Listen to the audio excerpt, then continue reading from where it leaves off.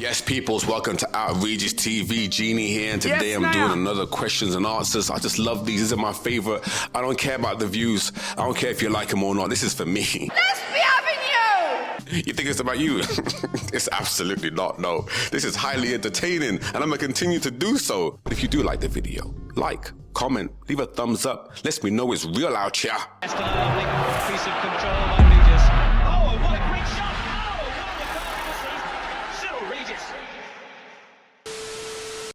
Who inspired you to play football? Great question.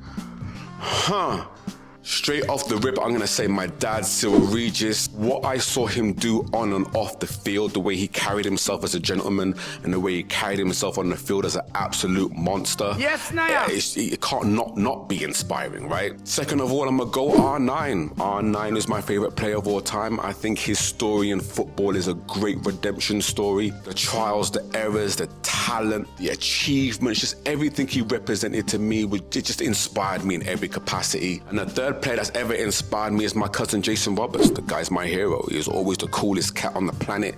Absolutely a spectacular player and a decent human being on a good day. They will always be my three. They will never venture. They will never waver. There's some other players that definitely inspired me, but those are my holy trinity. Peak early in your career or peak later in your career? Great question. I'm gonna say peak early in my career.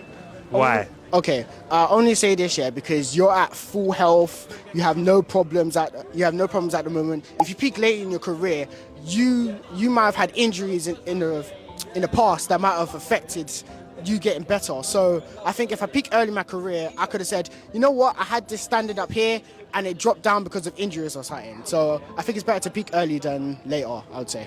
You know what? I don't really have much to add to this. He summed it up perfectly. For me, I'd rather peak early. Yes, Because Naya. one thing in football, nothing is guaranteed. Health is wealth. People get injured. I've seen players that I thought would go on to be the best of the best, and they get an injury and it's just all over. Mental health issues. There's so many different factors in the game of football. So let me peak mad early. Let me bruck up some bones and dust a few, man, and I can retire early. I'm with that, because football's hard work on the body, man, and I ain't got time for all that.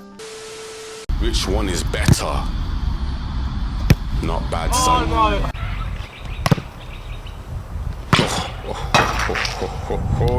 That's an easy one for me, even though the goalkeeper wasn't there, but number two, the sound of the lace off the post, yeah, it's just brilliant. It's just fantastic to see. But can you do it in a game, lad? That's the real question I have. Sort it out. Run some clips. Where's the highlights? Who scored the best free kick in Premier League history? Cristiano Ronaldo against Portsmouth. No other answer. Dimitri Payet against Crystal Oh, Palace. I like that one. That one was aesthetically That was a pleasing. good free I'll give you kick. that. It's the most aesthetically pleasing and probably the most technically gifted free kick. I'm I not would mad say. at this. The fact that Hennessy was in, I know, not the best goalkeeper, but was in that corner, well in that corner, and couldn't even get near it. Whereas Ronaldo, it was on the side of the wall, so there was no keeper on that side. I just think Ronaldo's is better. I watched the replay of it this morning, and it's so in the top bins as well. No, yeah, It's not Ronaldo's even- is dead in top. But I think Payet's is more top bins. It was top bins, but I'm saying you can't discount the fact Ronaldo's was like not on the goalkeeper's side because it was still top bins. All right, I'm not going to delve into the greatest ever because I do not have that kind of time, and I have a plethora of football knowledge that it would take me forever. I just do a whole video on that one. But out of the Ronaldo and the Payet one, I'm going to go Payet all day. The way he technically hit the ball and the loop and the angle and the top bins, it was just spectacular. Here comes Payet. Now, don't get me wrong, Ronaldo's was phenomenal, and I'm not saying it's less than.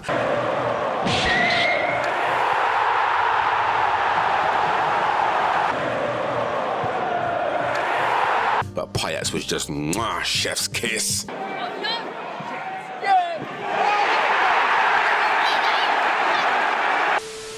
What's your football ick? I hate that word. I think the way that Gary Neville speaks about the ownership at Manchester United on Sky Sports as if he's talking about the results in a general election. And not only that, but all the Sky Sports pundits, I think, the way that Sturridge tries to bring the vibes I'm sat there on my sofa just recoiling. My biggest football ick. Yes, Naya. And I must say, and I say with no disrespect, it would have to come from America, and that is wearing headbands and armbands in a game. When I first saw that when I moved to America, I was absolutely flabbergasted. The nerve, the gall. Who do you think you are? This isn't basketball, player. This is football.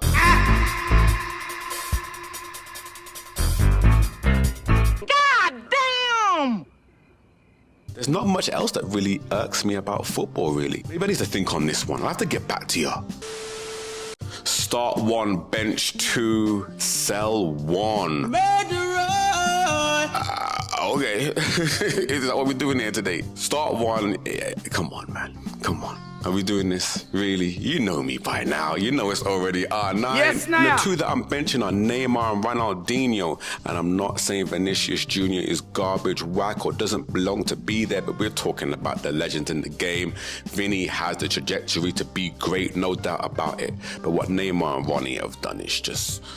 yeah, you got a long way to go, Vini, before you get in my lineup. Sorry, not sorry. Who's a friend you miss playing football with? Another good question. Name a friend that I miss playing football with. Yes, Naya. And you guys have never heard of this guy. No one's heard of this guy. And I will honestly say Otis Carey. And I'm really sorry for putting your whole government out there, Playboy, but I think you deserve the recognition. Now, may I add, this guy was 6'2", 6'3". He had the feet of a ballerina, the pace of Henry, smart on and off the field, intellectually smart and football smart. Just a behemoth of a man, but could play so elegantly. To me, he's the one player that I looked at that never went pro that I thought, you should be pro. Why are you not playing pro? But it's not everyone's destiny, right? Good friend of mine, love and miss him to death. Easily one of the greatest talents I have ever seen. Now, I know football. I've been around football since I was a young boy, but he was scary. Big up to you, Otis, man. Love Rude Boy. If you had to remove one club from the Premier League, who would it be and why? Man United. If you had to remove one club from the Premier League, who would it be and why? It's an interesting one, actually.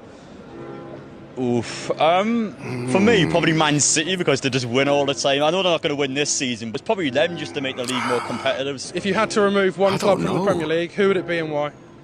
Oh, Man United. Yeah? Because I can't stand them. Yeah. If you had to remove one club from the Premier League, who would it be and why? Liverpool. Scousers, like, I can't Everton, no Liverpool. Liverpool anyways, yeah, Liverpool. Liverpool all day, aye. If you had to remove a club from the Premier League, who would it be and why? Southampton, Bournemouth. Southampton and Because Bournemouth. they're that far away. Yeah. Other than that, no personal mind, nothing personal. If you had to remove a club from the Premier League, who would it be and why? Southampton, because fans, season poor. What's the point? Bournemouth, because they hold like 4,000 in the ground. That's It's fair. absolutely terrible. That's so true. fair. Embarrassing. If you had to remove a club from the Premier League, who would it be and why? Ipswich, nah, Villa. If you had to remove one club from the Premier League, who would it be and why?